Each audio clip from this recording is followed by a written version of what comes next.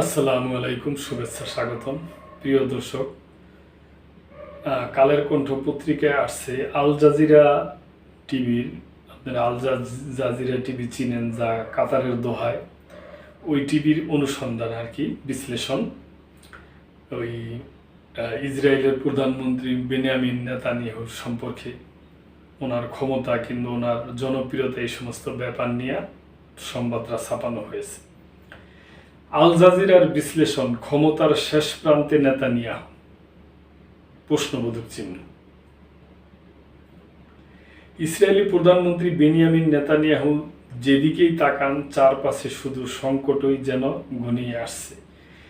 ফিলিস্তিন ভূখণ্ড, গাজা উপত্যকায় তার সরকারের যুদ্ধ নিয়ে সমালোচনা বাড়ছে।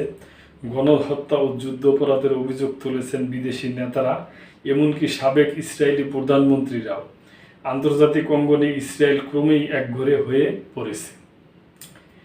কারণ গাজায় যে দুর্ভিক্ষ চাপিয়ে দেওয়া হচ্ছে, তার ছবি এখন বিশ্বজুড়ে গণমাধ্যমে ছড়িয়ে পড়েছে। নিজ দেশে নেতানিয়াহু তীব্র সমালোচনার মুখে পড়েছেন। অনেকেই মনে করেন তিনি শুধু ক্ষমতা ধরে রাখতেই যুদ্ধ দীর্ঘায়িত করেছেন। আইনি দিক থেকেও তার বিরুদ্ধে চলমান দুর্নীতির মামলায় কুশলীরা এখন তাকে জেরা শুরু করেছেন। রাজনৈতিক দিকেও তিনি বিপদের মুখে, তার জোট সরকার ভেঙে পড়ার আশঙ্কা তৈরি হয়েছে। নিজের পুরো রাজনৈতিক জীবনে নেতানিয়াহু কখনো এতটা চাপে পড়েননি, কিন্তু সত্যি কি এটাই ইসরায়েলের সবচেয়ে দীর্ঘমেয়াদী প্রধানমন্ত্রীর শেষ অধ্যায়? আমরা যা জানি, ইসরায়েলি জনগণের মধ্যে নেতানিয়াহুর জনপ্রিয়তা কতটা কমেছে, খুবই, এবং আরও কমছে। গাজায় যুদ্ধকে রাজনৈতিক স্বার্থে ব্যবহার করার অভিযোগ বহুদিন ধরেই তার বিরুদ্ধে আছে, কিন্তু মার্চ মাসে এই অভিযোগ নতুন মাত্রা পায়, যখন ইসরায়েল হামাসের সঙ্গে যুদ্ধবিরতি চুক্তি লঙ্ঘন করে এবং গাজায় জিম্মি ইসরায়েলিদের জীবন আরও ঝুঁকির মধ্যে ফেলে। মে মাসের শেষ দিকে চ্যানেল 12 টেলিভিশনের এক জরিপে দেখা যায়, অধিকাংশই ইসরায়েলি বিশ্বাস করেন নেতানিয়াহু গাজায় আটক ইসরায়েলিদের চেয়েও বেশি গুরুত্ব দিচ্ছেন নিজের ক্ষমতা ধরে রাখাকে। 2023 সালের 7 অক্টোবর হামাস নেতৃত্বাধীন হামলার সময় জিম্মি হওয়াদের মুক্তির দাবি ঘিরেই ইসরায়েলের বিক্ষোভগুলো মূলত আবর্তিত হয়েছে। অনেকেই মনে করেন নেতানিয়াহু রাজনৈতিক উদ্দেশ্যে যুদ্ধ দীর্ঘায়িত করে জিম্মিদের আরও বিপদে ফেলেছে। সম্প্রতি একটি ছোট কিন্তু গুরুত্বপূর্ণ অংশের ইসরায়েলিরা গাজার মানুষের উপর যে ভয়াবহ নির্যাতন চালানো হচ্ছে তার বিরুদ্ধে বিক্ষোভ করেছে। শিক্ষাবিদের পক্ষ থেকে প্রকাশিত এক খোলা চিঠিতে গাজায় ইসরায়েলের ধ্বংসযজ্ঞের নিন্দা জানানো হয়েছে। তেল আবিবে শনিবার রাতের বিক্ষোভ এখন অনেকেই ফিলিস্তিন শিশুদের ছবি বহন করেছে। এমনকি সেনাবাহিনীতে অসন্তোষ বাড়ছে। সংরক্ষিত সেনারা যুদ্ধ করতে অস্বীকৃতি জানাচ্ছেন। এমন খবর প্রকাশের পর বিভিন্ন বিভাগের বর্তমান ও সাবেক কর্মকর্তারা যুদ্ধ বন্ধের আহ্বান জানিয়ে খোলা চিঠি প্রকাশ করেছেন। নেতানিয়াহুর বিরুদ্ধে রাজনৈতিকভাবে কি সমালোচনা উঠেছে? সম্প্রতি ইসরায়েলের 2 সাবেক প্রধানমন্ত্রী নেতানিয়াহুর বিরুদ্ধে প্রকাশ্যে কথা বলেছেন। সাবেক সেনা জেনারেল এবং 1999 থেকে 2001 সাল পর্যন্ত প্রধানমন্ত্রী থাকা এহুদ বারাক টাইম ম্যাগাজিনে বলেছেন, নেতানিয়াহুর এখন 2টি পথ, মার্কিন প্রেসিডেন্ট ডোনাল্ড ট্রাম্পের মধ্যস্থতায় জিম্মি মুক্তি ও যুদ্ধ শেষ, অথবা রাজনৈতিক স্বার্থে চালানো প্রতারণার যুদ্ধ চালিয়ে যাওয়া। এছাড়া 2006 থেকে 2009 সাল পর্যন্ত প্রধানমন্ত্রীর দায়িত্বে থাকা ইহুদ উল-মার্ট শায়ের পত্রিকায় লিখেছেন, গাজায় ইসরায়েল যুদ্ধাপরাধ করেছে এবং এটি এখন একটি ব্যক্তিগত রাজনৈতিক যুদ্ধ। এছাড়া রেশেত বেদ রেডিওকে ডেমোক্রেট পার্টির নেতা ও সাবেক জেনারেল ইয়াইয়ার গোলান বলেন, একটি সুস্থ দেশ বেসামরিক মানুষের বিরুদ্ধে যুদ্ধ চালায় না, শিশুদের হত্যা করে না এবং জনগণকে গণহারে উচ্ছেদ করে না। তিনি কথা বলেন যখন ইসরায়েলের কট্টর ডানপন্থী মন্ত্রী বেজালেল সুন্ট্রিজ ও ইতামার বেন গুয়ের গাজা থেকে ফিলিস্তিনিদের উচ্ছেদ করে সেখানে ইহুদি বসতি স্থাপনের পরিকল্পনা প্রকাশ করে।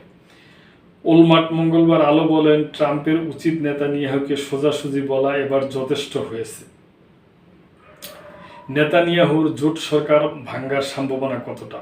বহু বছর ধরে ইসরায়েল সমাজে বিতর্ক চলছে আল্ট্রা অর্থোডক্স কট্টরপন্থী ধর্মীয় যুবকদের সেনাবাহিনীতে বাধ্যতামূলক নিয়োগ দেওয়া হবে কিনা।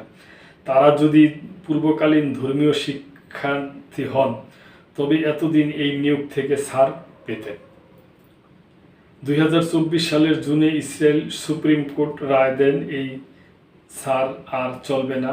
এটি ছিল ধর্মনিরপেক্ষ ইসরায়েলিদের দীর্ঘদিনের দাবি, যারা এই দ্বৈত নীতির বিরুদ্ধে আন্দোলন করে আসছিলেন। কিন্তু ক্ষমতাসীন জোটের দুই আল্ট্রা অর্থোডক্স দল শাসক ও ইউনাইটেড তোরাহ জুদাইজ হুমকি দিয়েছে, এই রায়কে অকার্যকর করতে সরকার যদি আইন না করে তাহলে তারা জোট থেকে বেরিয়ে যাবে। নতুন নির্বাচন হলে সংসদে আল্ট্রা অর্থোডক্সের পক্ষে ফল আসবে কিনা তা অনিশ্চিত, কিন্তু সাম্প্রতিক পদক্ষেপ যেমন আল্ট্রা অর্থোডক্স শিক্ষার্থীদের জন্য সেনা নিয়োগের সংখ্যা বাড়ানোর পরিকল্পনা এই বিষয়টিকে আরও সামনে নিয়ে এসেছে। আন্তর্জাতিকভাবে ইসরায়েল কতটা একগুঁয়ে হয়ে পড়েছেন। আরব ও ইউরোপীয় নেতারা নেতানিয়াহু ও তার গাজা যুদ্ধের বিরুদ্ধে সমালোচনায় আরও সরব হয়েছেন, তবে আপাতত তার সবচেয়ে গুরুত্বপূর্ণ সমর্থক এখনও রয়েছে যুক্তরাষ্ট্র ও প্রেসিডেন্ট ডোনাল্ড ট্রাম্প। মে মাসের শুরুতে সৌদি আরব ও আরব লীগ নেতানিয়াহুর সমালোচনা করে। ওই সময় তিনি বলছিলেন উচ্ছেদ করা ফিলিস্তিনিরা সৌদি আরবে গিয়ে বসবাস করতে পারবে। এছাড়া মে মাসের শেষ দিকে কানাডা, ফ্রান্স ও যুক্তরাজ্য এক যৌথ বিবৃতিতে গাজার মানবিক সংকটকে সহ্য করা অসম্ভব বলে উল্লেখ করে, কিন্তু তারা আগে ইসরায়েলের যুদ্ধকে সমর্থন করছিল। স্পেন ও আয়ারল্যান্ড, যারা 2024 সালের মে মাসে নরওয়ের সঙ্গে মিলে ফিলিস্তিনি রাষ্ট্রকে স্বীকৃতি দেয়, তারাও নেতানিয়াহু সরকারের বিরুদ্ধে ব্যবস্থা নেওয়ার আহ্বান জানিয়েছে। যুক্তরাজ্য, অস্ট্রেলিয়া, কানাডা, নিউজিল্যান্ড ও নরওয়ে মঙ্গলবার একসঙ্গে ইসরায়েলি মন্ত্রী সুটিস ও বেন গুয়ের উপর নিষেধাজ্ঞা ঘোষণার কথা জানায়। তবে ট্রাম্প কতদিন এই সমর্থন ধরে রাখবেন তা স্পষ্ট নয়। অনেকেই বলছেন এই পরিবর্তনশীল মার্কিন প্রেসিডেন্ট নেতানিয়াহু থেকে বিরক্ত হতে শুরু করেছেন। আইনি সংকট কোথায় গিয়ে দাঁড়িয়েছে? এদিকে 2019 সাল থেকে নেতানিয়াহুর বিরুদ্ধে একাধিক দুর্নীতির তদন্ত চলেছে। তিনি দোষী প্রমাণিত হলে সর্বোচ্চ 10 বছর জেল হতে পারে। 2020 সালে তার বিচার শুরু হলে কোভিড-19 মহামারী এবং পরে গাজার যুদ্ধের কারণে তা বারবার বিলম্বিত হয়েছে। অভিযোগ রয়েছে এই বিচার এড়াতে তিনি যুদ্ধ দীর্ঘায়িত করেছেন। সমালোচকরা আরও বলছেন 7ই অক্টোবরের হামলায় তার সরকারের ব্যর্থতার জন্য জবাবদিহি এড়াতেই তিনি যুদ্ধ চালিয়ে যাচ্ছেন। তাহলে কি নেতানিয়াহুর সময় শেষ? পুরো রাজনৈতিক ক্যারিয়ার জুড়ে নেতানিয়াহু ছিলেন বিতর্ক ও কেলেঙ্কারি কেন্দ্রবিন্দুতে। বর্তমানে দেশ ও পশ্চিমা বিশ্বে তার বিরোধিতা বাড়ছে, তবে বিশ্লেষকদের মতে তবুও তিনি হয়তো টিকে যেতে পারেন। কিন্তু তা করতে হলে তার সরকারকে টিকিয়ে রাখার জন্য যুক্তরাষ্ট্রের সমর্থন ধরে রাখতে হবে, আর যুদ্ধ চালিয়ে যেতে হবে, যা ট্রাম্প এখন থামাতে চাইছেন বলে ধারণা করা হচ্ছে। নেতানিয়াহুর এক সাবেক সহযোগী মিচেল বারাক আল জাজিরাকে মে মাসে বলেন, আমি নিশ্চিত না নেতানিয়াহু এখান থেকে ফিরতে পারবেন কিনা। অনেকেই বলছেন তার সময় শেষ। তারা এটা অনেক বছর ধরেই বলে আসছেন, আর তবুও তিনি এখনও টিকে আছেন। কিন্তু আমি আর কোনো ম্যাজিক ট্রিক তার হাতে আছে বলে মনে করি না। দর্শক দেখেন কি অবস্থা। প্রিয় দর্শক, এরকম মানুষের জীবন লয়ে এরকম সিনেমিনি খেলা, নিজের ক্ষমতা টিকায় রাখার জন্য, নিজের যেন বিচার আচার না হয় এই জন্য এইভাবে যুদ্ধ করা। জাতির বিবেক, পৃথিবীর যত বিবেকবান নেতা আছে এবং ধর্মীয় মুসলমান ইসলামিক দেশগুলোর যত নেতা আছে,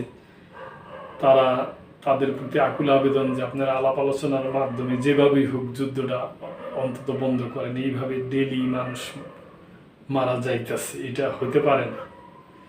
এটা নেতানিয়াহুরও বোঝা উচিত। এখনই যুদ্ধ বন্ধ করে তাদের যে বন্দি আছে ওগুলা ফিরে আনা কিংবা ফিলিস্তিনের যেই বন্দী আছে তাদেরও ফেরত দিয়ে একটা আলাপ আলোচনার মাধ্যমে এখন এই যুদ্ধ বন্ধ করে দেওয়ার উপযুক্ত সময় আরও আগেই হয়েছে, কিন্তু এখন করা উচিত। তো দর্শক, আপনারা যদি কিছু বলতে চান তাহলে কমেন্ট করবেন, অবশ্যই লাইক কমেন্ট শেয়ার করে সাবস্ক্রাইব করে চ্যানেলটির পাশেই থাকবেন।